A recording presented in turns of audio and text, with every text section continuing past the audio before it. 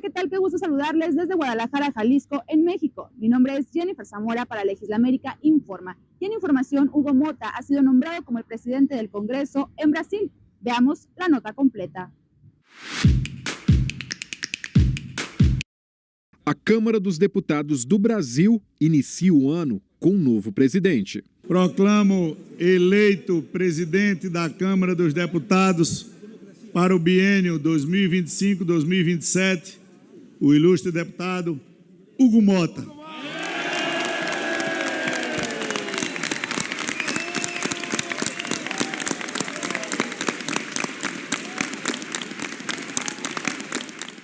O deputado federal Hugo Mota, do Partido Republicanos, recebeu 444 votos, superando com folga o mínimo necessário de 257 votos para vencer em primeiro turno.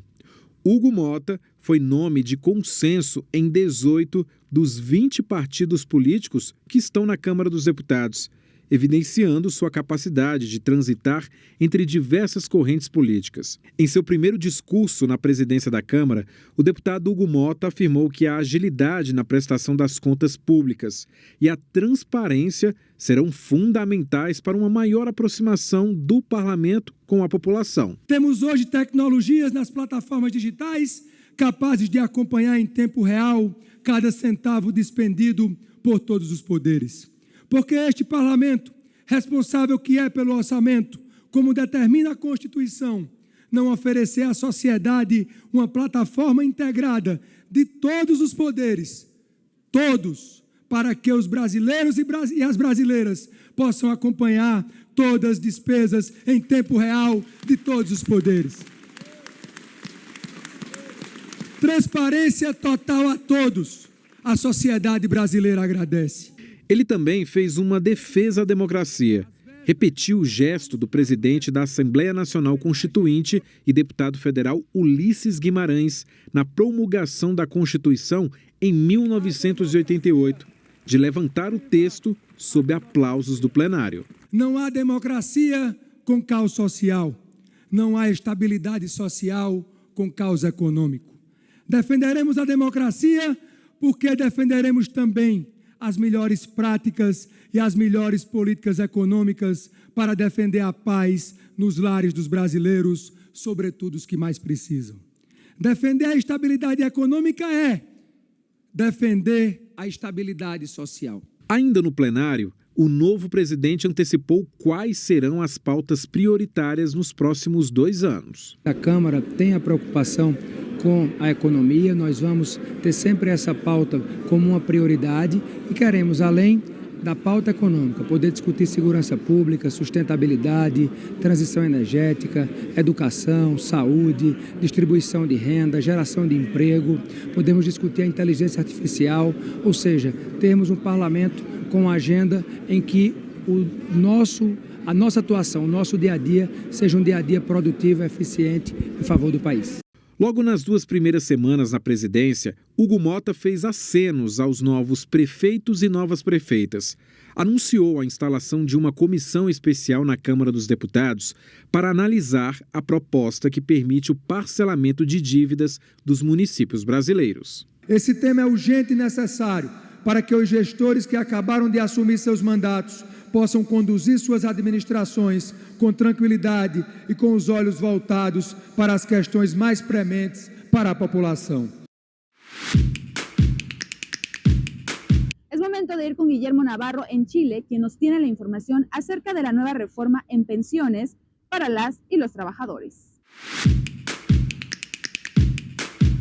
Un cordial saludo desde Cámara de Diputadas y Diputados de Chile. Les contamos que la Sala de la Corporación aprobó y despachó a ley la reforma previsional. Lo que hace esta iniciativa es aumentar los fondos de la denominada pensión garantizada universal a 250.000 pesos, unos $262. Además, incorpora una cuota con cargo al empleador y además modifica la industria previsional en Chile. Revisaremos todos los detalles en la siguiente nota. La Sala de la Cámara aprobó por amplia mayoría y despachó a ley el proyecto que crea un nuevo sistema mixto de pensiones que funcionará con aportes del Estado, los trabajadores y los empleadores. El objetivo es aumentar las actuales y futuras pensiones, reducir las desigualdades en los montos que reciben hombres y mujeres a la hora de jubilar y hacer cambios al funcionamiento de las AFP, empresas encargadas de la administración de los fondos de pensiones. De este modo, la norma aprobada aumenta gradualmente la pensión garantizada a 250.000 pesos, priorizando a los pensionados de mayor edad. También establece una cotización adicional con cargo al empleador de un 7% que se completará en forma progresiva en un plazo de 9 años. A esto se suma el actual 1,5% que entregan para el seguro de invalidez y sobrevivencia. La reforma dispone que un 4,5% de los nuevos aportes se sumarán a la capitalización individual de cada trabajador y el resto será administrado por un seguro social para cubrir diversas prestaciones, punto ampliamente destacado por las y los legisladores. Por primera vez va a haber compensación para las mujeres, por primera vez va a haber solidaridad en el sistema de pensiones, por primera vez va a haber un seguro social en el sistema de pensiones. Lo hicimos pensando en toda la clase media, que tiene bajas tasas de reemplazo. Lo hicimos pensando en los jóvenes que no quieren cotizar porque saben que sus jubilaciones no van a ser buenas. Lo hicimos pensando en todas aquellas personas que subsisten, porque realmente subsisten con el tema de la PGU. Se comienza a dejar atrás el sistema monopólico de AFP y se da paso a un nuevo sistema que es mixto, que incorpora un seguro social, que incorpora solidaridad, que equipara la cancha de las mujeres respecto de los hombres y que va a impactar en el aumento de la pensión de los futuros y también de los actuales jubilados. Después de 19 años conversando, negociando, intentando llegar a un acuerdo en materia de pensiones, finalmente este Congreso logra sacar adelante una reforma que le hará bien a Chile. La nueva ley crea así un seguro social que permitirá otorgar 2 beneficios para aumentar los montos de las pensiones actuales y futuras. Un aporte por año cotizado con un tope aproximado equivalente a $100. Esto se entregará a las mujeres con al menos 10 años cotizados y 20 años en el caso de los hombres, beneficiando a cerca de 1 millón de personas durante 2026. Asimismo, una compensación extra para las mujeres en razón de su mayor expectativa de vida, la cual se estima que en 2026 llegará a 757.000 personas. El objetivo final es que el sistema de pensiones pueda solventar una vida digna en la vejez de las y los chilenos. Desde Valparaíso, sede de la Cámara de Diputadas y Diputados de Chile, les saluda Guillermo Navarro para Legislamérica Informa. Y ahora vamos con Laura Alegre, que nos platica acerca del primer informe de actividades de Paraguay. Gracias, amigos de Legislamérica. Maitei, en nuestro idioma guaraní, un saludo cordial. Soy Laura Alegre y junto al equipo de Senado TV preparamos este informe al inicio del año legislativo en la República del Paraguay. En el Poder Legislativo, conformado por las cámaras de senadores y diputados, tienen un receso anual. En este periodo se constituye la Comisión Permanente del Congreso, establecido por la propia Constitución de la República. Para la integración de esta comisión, ambas cámaras designan representantes. El periodo de receso legislativo se inicia el 21 de diciembre al 1 de marzo de cada año. En la primera sesión fue conformada la mesa directiva de esta comisión. El diputado nacional Miguel del Puerto fue elegido como presidente. El senador de la Nación Dionisio Amarilla como vicepresidente primero, la senadora de la Nación Zenaida Delgado como vicepresidenta segunda y el secretario del ente permanente, diputado nacional Pedro Gómez. Conversamos con el presidente de la Comisión Permanente del Congreso, diputado nacional Miguel del Puerto, quien nos brindó un resumen sobre los principales proyectos y temas tratados por la comisión. Se aprobaron varios pedidos de informe, proyectos de declaración, de resolución y creo que por unanimidad todo. La Comisión Permanente del Congreso durante su vigencia tiene todas las atribuciones constitucionales para velar por la observancia de las leyes, convocar a ambas cámaras a sesiones preparatorias para la reapertura de sus funciones. De igual manera, a sesiones extraordinarias en caso de requerimiento, como se dio en esta etapa de receso que debió convocar a 2 sesiones extraordinarias a la Cámara de Diputados. También le corresponde durante el receso legislativo autorizar al presidente de la República a ausentarse temporalmente del territorio nacional. La Constitución de la República del Paraguay, en su artículo 220, menciona que esta comisión debe presentar un informe final a ambas cámaras al término de sus actuaciones, haciéndose responsables de las medidas adoptadas durante el receso legislativo. La Comisión Permanente del Congreso está destinada a garantizar la continuidad institucional del Poder Legislativo durante el receso. Desde Asunción, capital de la República del Paraguay, este fue el informe de Senado TV para Legisla América Informa. Y desde Perú nos cuentan los trabajos que se han realizado de un proyecto de ley en materia de seguridad. El Congreso del Perú, encabezado por su presidente Eduardo Salguana Cabides, lidera una importante lucha contra la criminalidad, problemática que vive Latinoamérica.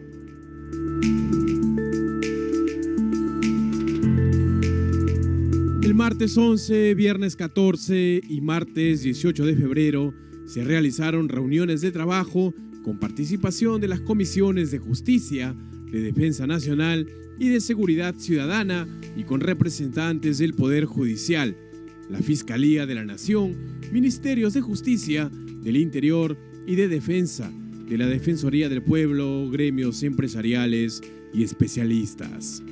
Durante estas jornadas se analizaron y recibieron propuestas sobre los siguientes temas. Proyecto de Ley 9085, ley que modifica el Código Penal, aprobado por el Decreto Legislativo 635, con el objetivo de incorporar el delito de terrorismo urbano. Proyectos de ley sobre la creación de las unidades de flagrancia delictiva. Proyecto de Ley 7567, ley que declara en emergencia a la Policía Nacional del Perú y propone medidas a fin de garantizar la seguridad ciudadana. Modificatoria de los tipos penales referidos a tenencia y uso de armas de fuego y explosivos, receptación, asalto y robo, atentados contra la seguridad común y medios de transporte. Evaluación sobre declaratoria de estados de emergencia y participación de las Fuerzas Armadas en seguridad ciudadana. Viabilidad de la propuesta legislativa para determinar responsabilidad penal de menores de 18 y mayores de 16 años en caso de tenencia y uso de armas de fuego y explosivos. Viabilidad de crear el Cuerpo de Reserva de la Policía Nacional del Perú. Y viabilidad de la propuesta de crear la plataforma digital para denuncias policiales. Las reuniones de trabajo cerraron con éxito el jueves 27 con un evento de debate final con especialistas de El Salvador, la Comunidad Andina de Naciones y otros países, quienes realizaron aportes significativos contra la inseguridad en el Perú.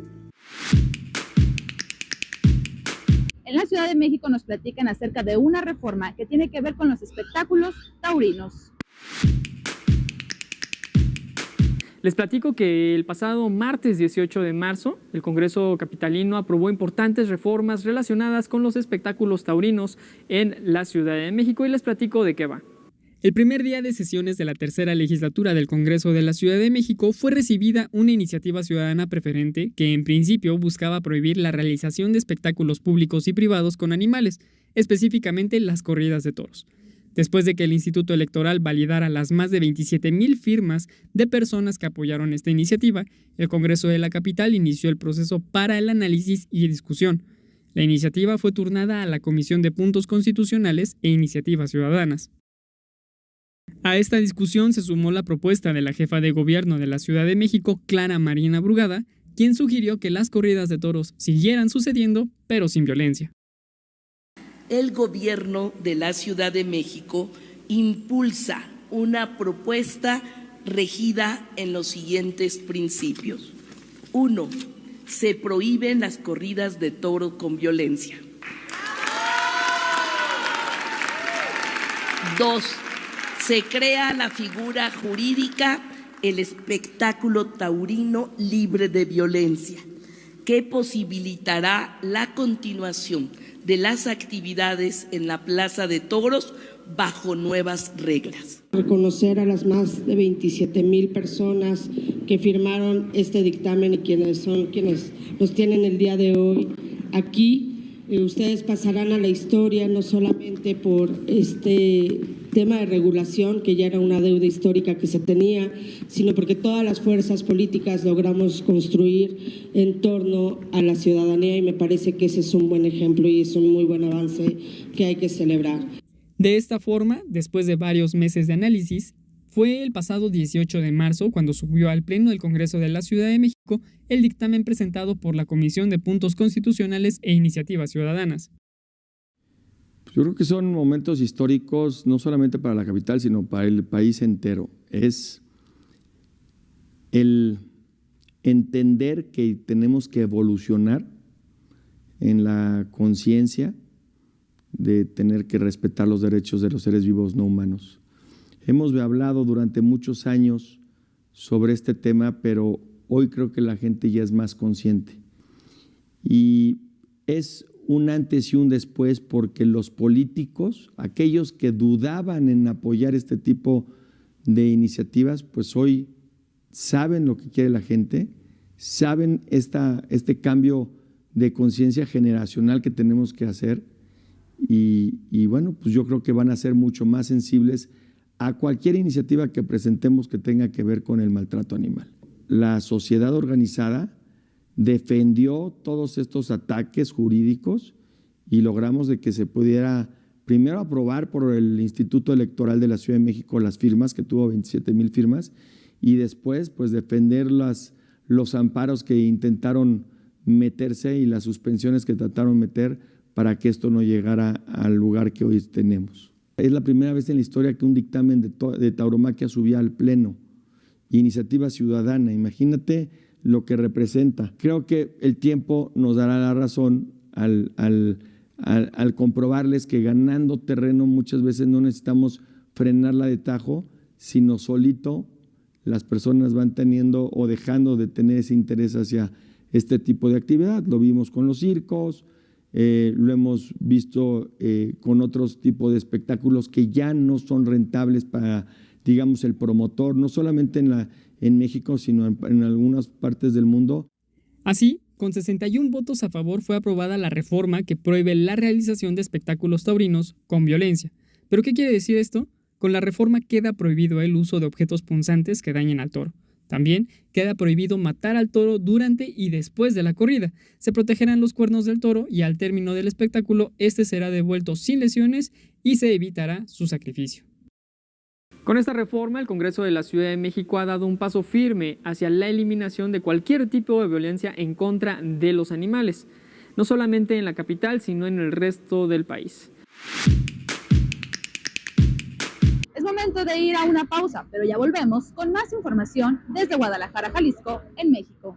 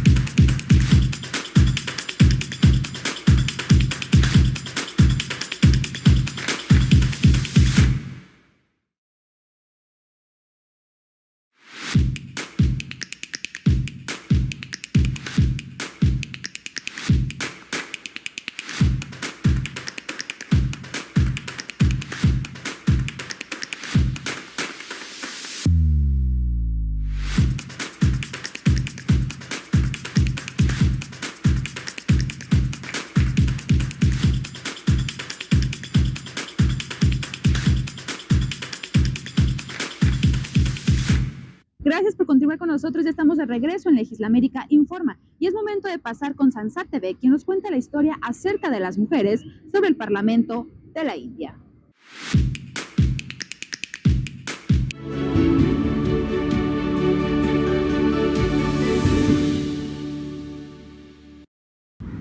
Good day and welcome to Sansad TV. Sansad TV is the official parliamentary channel of the Parliament of India. We have the sole right to telecast live the proceedings of both the houses of Parliament, the lower house of Parliament and the upper house of Parliament. Besides telecasting the live proceedings, we also produce programs, very interesting and educative programs covering our democracy, our constitution, our culture, our heritage, national security, and various other aspects of our large and diverse country. Today we will give you a presentation on a historic act, the Women's Reservation Act, which provides for 1/3 of the seats of Parliament to be reserved only for women. Our star anchor, Kriti Mishra, will run you through this presentation. Women now have 1/3 seats reserved in the legislatures in world's largest democracy. Let's take a look at this landmark legislation passed by Parliament of India. The issue of political reservation for women in India has a deep-rooted history dating back to the days of the Indian national movement. In 1931, prominent leaders wrote a letter to the then British Prime Minister advocating for the absolute equality of political status for Indian women.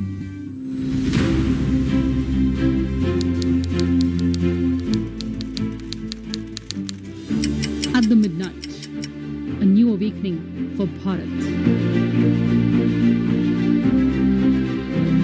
Moment immortalized in the history of our nation. A watershed moment in the nation's journey as a democracy. A bill pending for nearly 30 years sees the light of day.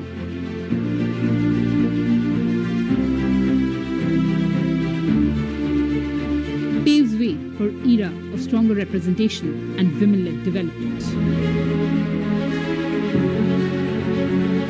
In the strengthening democratic tapestry of India, the Women's Reservation Bill emerges as a significant step towards rectifying gender imbalances in political representation. Despite constituting nearly half of the nation's electorate, women's representation in pivotal legislative domains has been glaringly disproportionate. The passage of this bill underlines the government's commitment to upholding gender equality and inclusivity. The overwhelming support that this bill garnered with contemporary push for its passage reflects a broader consensus on women's pivotal role in shaping India's future. The implementation of this bill will not only rectify historical disparities, but also pave way for a more equitable and progressive Indian polity.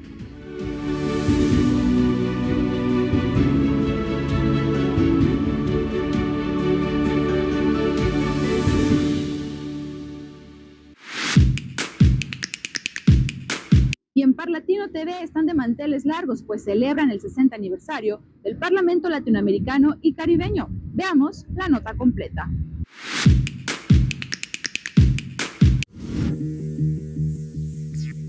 Desde el área de comunicación y prensa del Parlatino, este segmento para Legislamérica informa. El Parlamento Latinoamericano y Caribeño Parlatino celebró su 38ª Asamblea Ordinaria y conmemorativa a los 60 años de fundación del organismo regional. El máximo órgano del Parlatino, que sesionó en la sede permanente en la ciudad de Panamá los días 4 y 5 de diciembre del 2024, aprobó 5 leyes modelo, 3 declaraciones y una resolución. Un punto de la agenda de trabajo de la Asamblea fue la elección de la mesa directiva del 2025. La sesión inaugural contó con las intervenciones protocolares del diputado Rolando González Patricio, presidente del Parlatino, la diputada Dana Castañeda, presidenta de la Asamblea Nacional de Panamá, del canciller de Panamá Javier Martínez Acha Vázquez y como conferencista magistral la presidenta de Honduras Xiomara Castro y presidenta por tempore de la CELAC. El presidente del Parlatino rindió informes sobre las actividades de los órganos de la institución y desglosó el programa de desarrollo institucional que consta de 3 líneas estratégicas. La primera tiene que ver sobre el fortalecimiento y desarrollo institucionales. La segunda se refiere a las relaciones interparlamentarias e interinstitucionales. Y la tercera se refiere a la infraestructura del organismo. Estuvieron presentes 7 miembros observadores del Parlatino, quienes destacaron la labor del organismo y renovaron su compromiso con la integración, la paz y el desarrollo. También participaron los jefes de delegaciones e invitados especiales. Se hicieron homenajes a los fundadores del Parlatino, a líderes parlamentarios, a los expresidentes del Parlatino presentes y a funcionarios. Finalmente, el señor Elías Castillo, secretario ejecutivo, rindió el informe de cuentas del ejercicio presupuestal del año 2024 e hizo un análisis y propuestas del presupuesto para el año en curso. De esta manera concluyó con importantes aportes la 38ª Asamblea Ordinaria y Conmemorativa del Parlatino por la paz, la unidad y el desarrollo. Desde Comunicación y Prensa del Parlatino para Legislamérica informa. El Parlamento Mercosur nos cuenta sobre una mesa de trabajo que se realizó en Argentina, en donde se planteó la Agenda 2025. No dia 17 de fevereiro, a mesa diretora do Parlamento do Mercosul esteve reunida em Buenos Aires, na Argentina, para planejar suas atividades de 2025.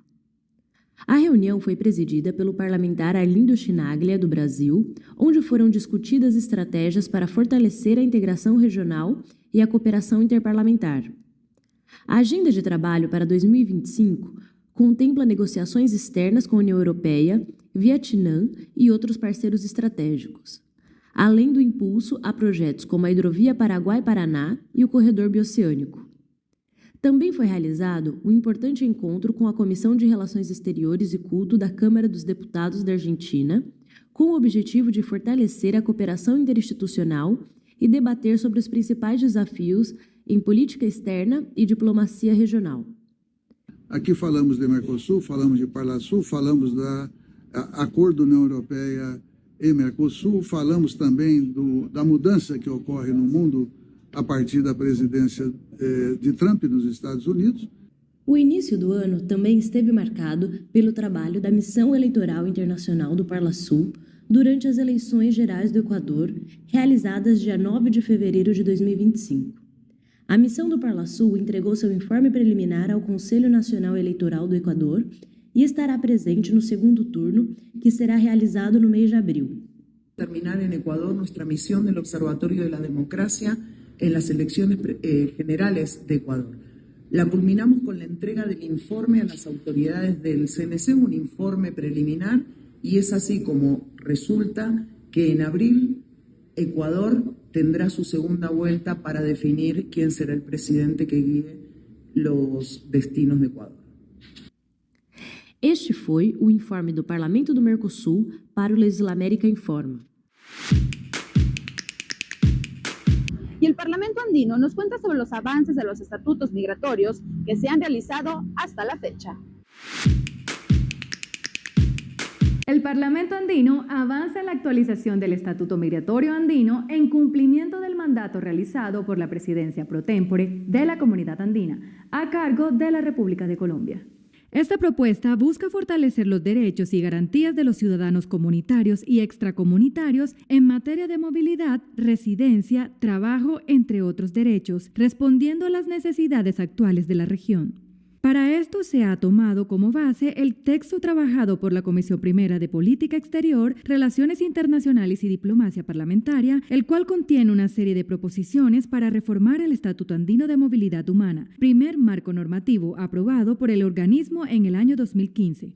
A este documento se han incorporado varios insumos como las disposiciones de la Red Andina de Universidades, la propuesta de norma comunitaria para la protección de los migrantes, la propuesta de norma comunitaria para los derechos sociolaborales de los trabajadores migrantes andinos, las conclusiones del Foro Regional de Migraciones para América Latina y el Caribe de junio del 2023 y las directrices solicitadas por la Presidencia pro tempore de Colombia, entre otros.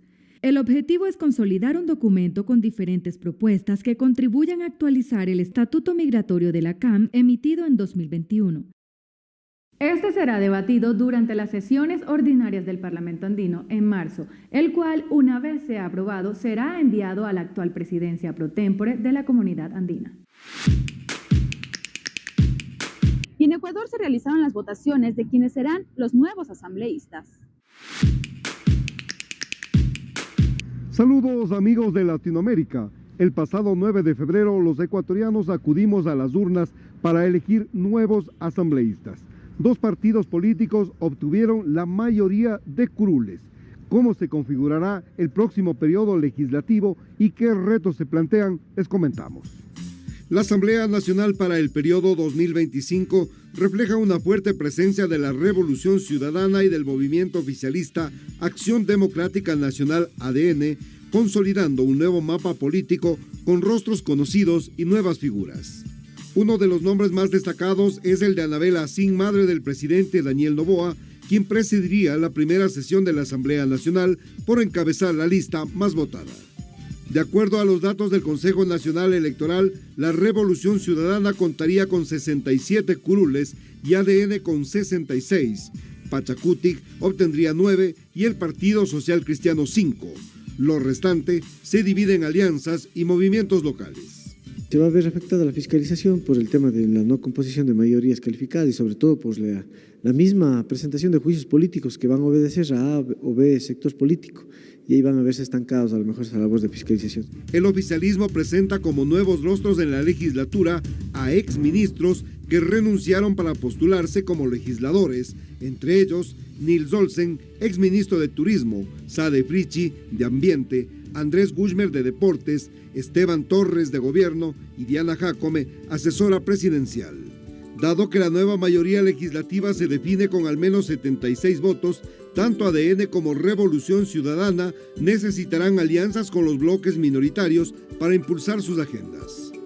Hay que buscar consensos en beneficio sobre todo de la ciudadanía. La Revolución Ciudadana también cuenta con figuras ya conocidas y algunas sorpresas.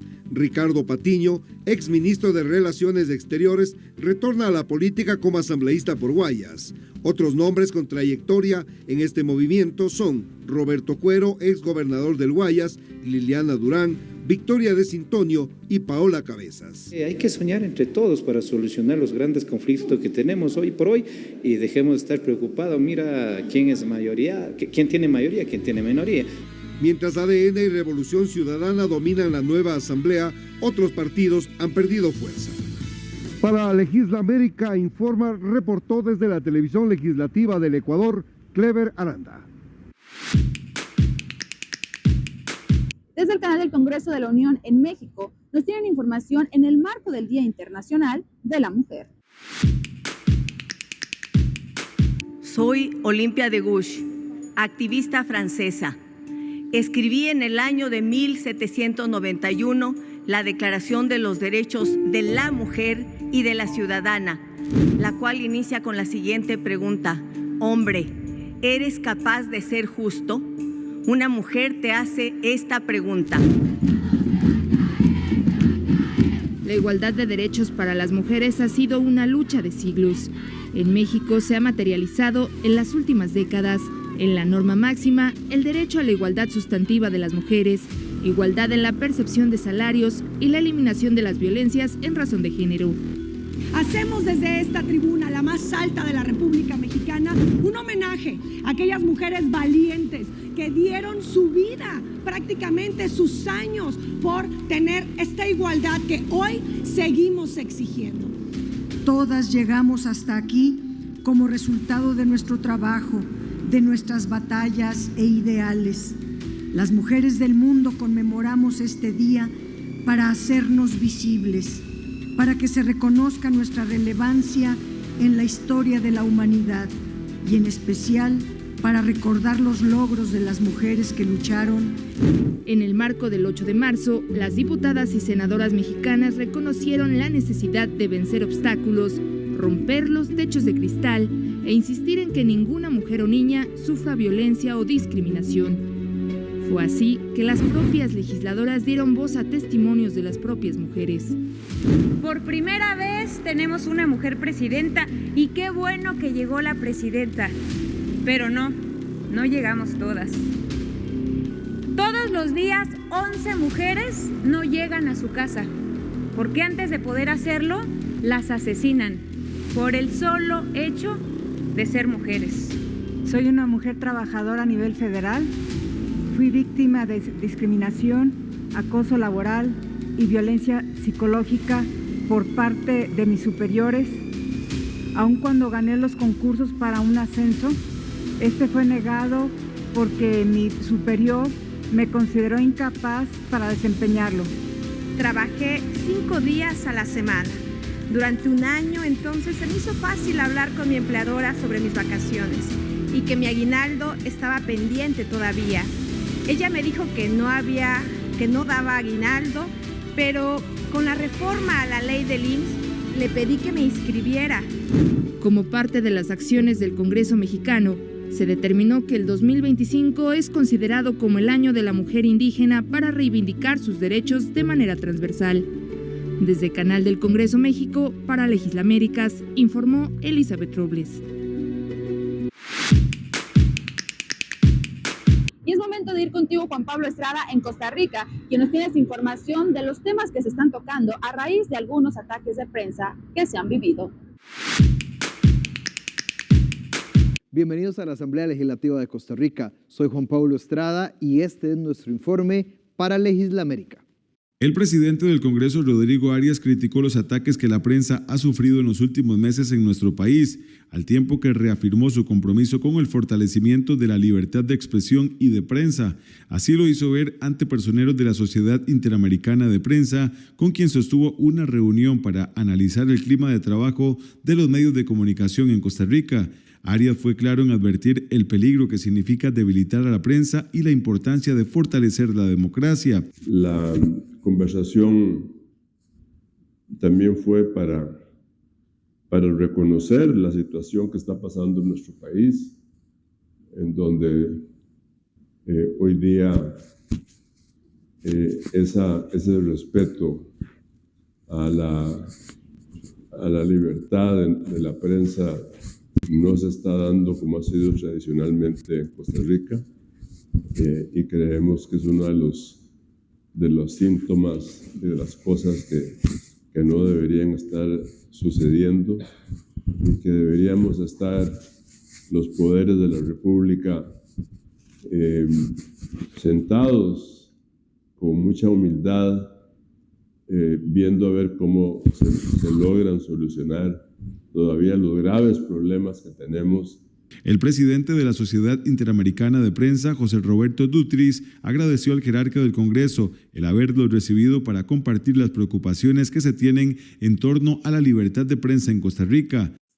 Esa preocupación que la Sociedad Interamericana de Prensa ha tenido y que ha observado en Costa Rica recientemente nos satisface en este momento que don Rodrigo Arias, como presidente de la Asamblea Nacional y como un funcionario electo por las votaciones populares de este país, refleja precisamente esa convicción democrática.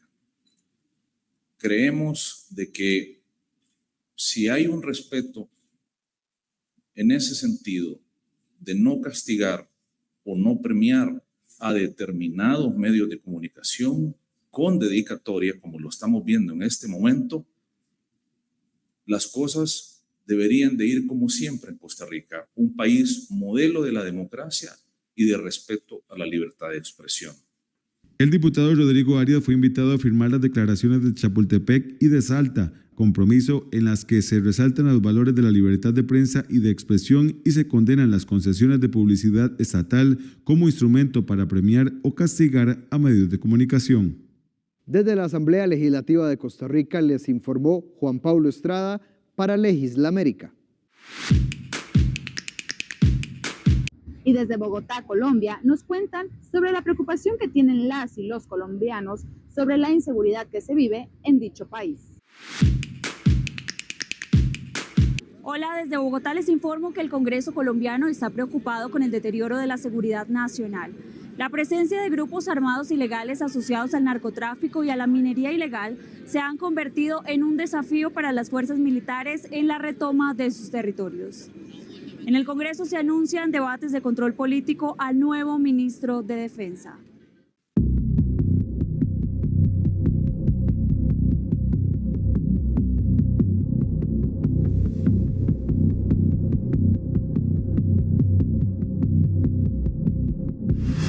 Las noticias en Colombia tienen una base de operaciones donde se vigila la situación actual de la fuerza pública.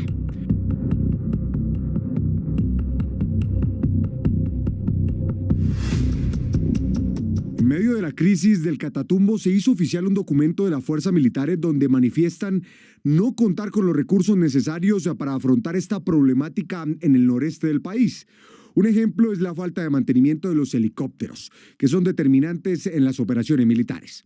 Al respecto, desde el Congreso, en repetidas ocasiones, ha manifestado que las decisiones del gobierno nacional ocasionaron estos resultados. La decisión política más importante y retadora que tiene el ministerio es no volver a este Congreso como hizo en el 2022 a sacar y devolver 820.000 millones de pesos del presupuesto de defensa, diciendo que iba para proyectos de inversión social y que el ministerio por el momento no lo necesitaba. Otro aspecto que genera preocupación y críticas lo expone en sus redes sociales el congresista Hernán Cadavid, que afirma que desde que inició el gobierno Petro son más de 23.000 miembros de la fuerza pública los que se han retirado. Por otra parte, hay representantes que consideran que la fuerza pública no está debilitada, sino que el gobierno ha buscado otras alternativas para contrarrestar el conflicto armado.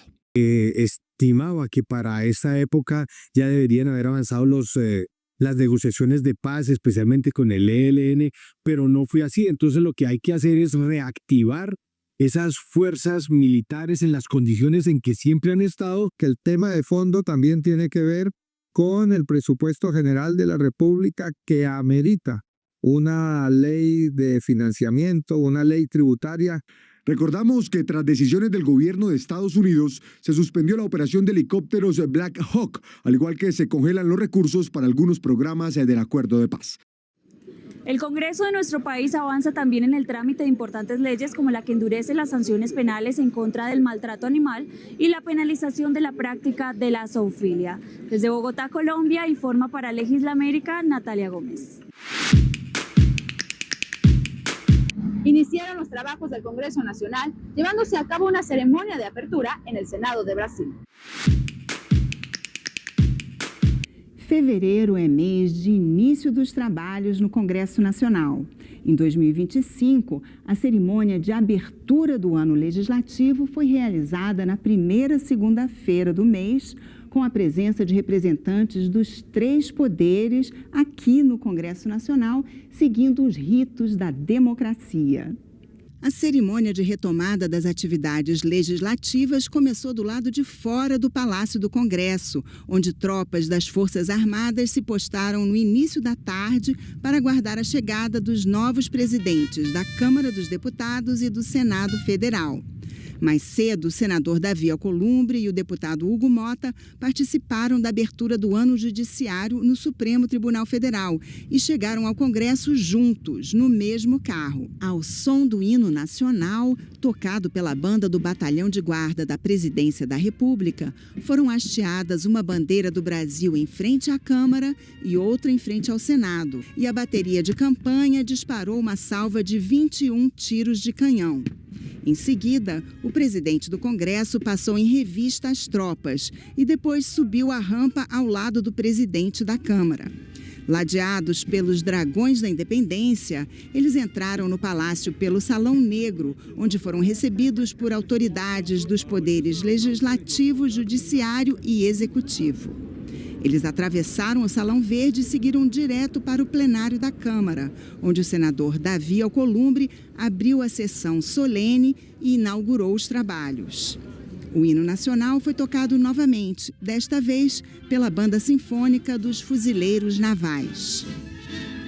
Davi destacou a presença de representantes de 20 países, entre outras autoridades, além do chefe do Poder Judiciário, o ministro Luiz Roberto Barroso, presidente do Supremo Tribunal Federal.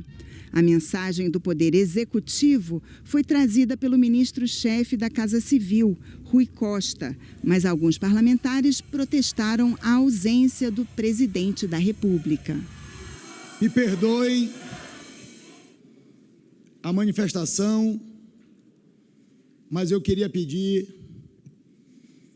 primeiro, na defesa do Congresso brasileiro, na defesa do Poder Legislativo brasileiro, em respeito a uma sessão muito importante do Congresso Nacional, onde todos nós reunimos deputados, deputadas, senadores e senadoras, com a presença de autoridades constituídas no nosso país, em uma abertura solene que, por favor, por gentileza, peço a cordialidade de todos, deputadas e deputadas, neste dia muito importante para a democracia brasileira e para a história do Parlamento brasileiro. E essas foram as notícias da TV Senado para o Legislamérica Informa. Até a próxima! Y es momento de pasar a la información en Guatemala para ver lo que sucede en el Congreso de este país. Guatemala es conocido como el país de la eterna primavera. Sitios arqueológicos, monumentos imponentes, fauna, flora, cultura ancestral, selva y un clima templado a la sombra de los 37 volcanes lo confirman. En ese contexto, los diputados guatemaltecos pretenden crear una agenda legislativa de desarrollo sostenible y cambio climático.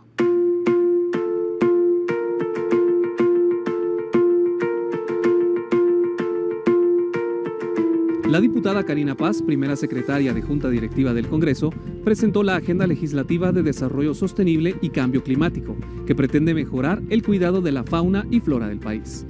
Dicha iniciativa se centró en varios puntos importantes: promover el cuidado del agua, limpiar el país de desechos sólidos, reducir la deforestación y evitar la pérdida de biodiversidad, manejo integral en mares, costas y cuerpos de agua dulce, consolidar la producción de energía limpia, impulsar un turismo más sostenible y responsabilidad ambiental en todos los sectores del país.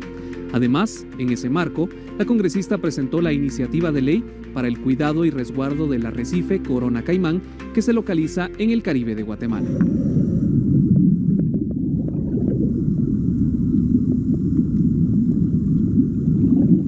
La exposición se llevó a cabo en el emblemático Salón Pasos Perdidos, en donde se hicieron presentes invitados nacionales y extranjeros, junto con directivos internacionales que pertenecen a la Unión Nacional para la Conservación de la Naturaleza, UICN.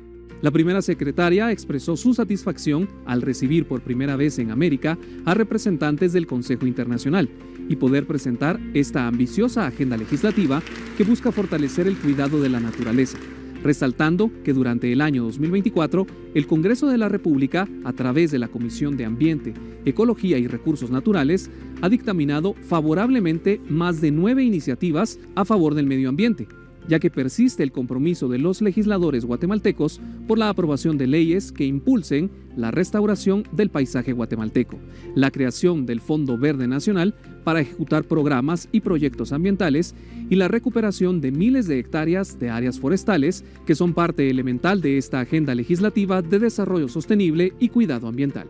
Finalmente, el diputado Ayala, segundo vicepresidente del Congreso, expresó que Guatemala es uno de los países más vulnerables al cambio climático y debido a ello se enfrenta al reto de la pérdida de más del 20% de la cobertura forestal, lo que amenaza los bosques nacionales. Y con esta ambiciosa agenda legislativa se fortalecen las alianzas y se trabajará en conjunto con la población guatemalteca para enfrentar el desafío del cambio climático. Este es un compromiso de los diputados guatemaltecos que pretenden proteger a toda costa los ambientes naturales del país.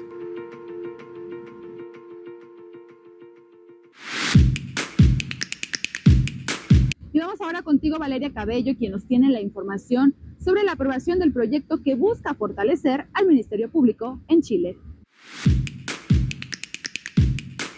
Los saludamos a todos y todas desde el Congreso Nacional de Chile. Yo soy Valeria Cabello, periodista de TV Senado, y desde acá les quiero contar el avance de una importante iniciativa que se enmarca dentro de las materias de seguridad, porque el Senado finalmente aprobó un proyecto que realiza una serie de modificaciones para fortalecer el Ministerio Público, que es la institucionalidad que está encargada, entre otras cosas, de realizar la investigación de delitos. Les invito a ver la nota que preparamos.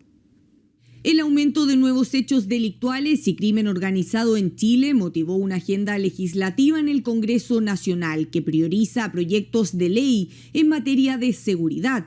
Dentro de ese listado se encuentra la iniciativa que modifica diversos cuerpos legales con el fin de fortalecer el Ministerio Público y que luego de meses de debate fue despachado desde el Senado. ¿Qué necesitamos? Tener un Ministerio Público que tenga todas las herramientas, facultades y atribuciones para perseguir adecuadamente al crimen organizado y tratar de bajar y volver a las estadísticas que teníamos antes, ¿no es cierto?, del año 18 en materia de homicidios a nivel nacional, particularmente en la zona norte. El Ministerio Público es un organismo estatal y autónomo encargado de la investigación de hechos delictuales, persecución de los responsables y de la protección de víctimas y testigos. Las modificaciones que propone el proyecto de ley van a permitir el aumento de dotación de personal más significativo que ha tenido la institución desde su creación. El primer año se integrarían 70 fiscales. Por otro lado, se establece que se destinarán nuevos recursos. Se realizará una reorganización institucional, se crearán nuevas unidades como la Academia Nacional de Fiscales, el Fiscal Nacional tendrá nuevas atribuciones, entre otras materias que buscan mejorar la persecución penal. Partimos con un importante incremento el primer año de 70 fiscales y 100 profesionales, el segundo 40 fiscales y 68 funcionarios, el tercer año 40 fiscales y 90 profesionales y el cuarto año 55 fiscales y 79 profesionales. En definitiva, apostamos a que la reforma se note desde el primer momento. Es parte de un trabajo conjunto que desarrolló el Congreso Nacional junto con el Ejecutivo, un trabajo que se inició en el año 2023, que se le dio continuidad, que se hizo todo el trabajo técnico durante ese año y cristalizó en un proyecto que va a ser muy relevante para nuestro país. Así que nosotros también como Ejecutivo valoramos esta forma de trabajar.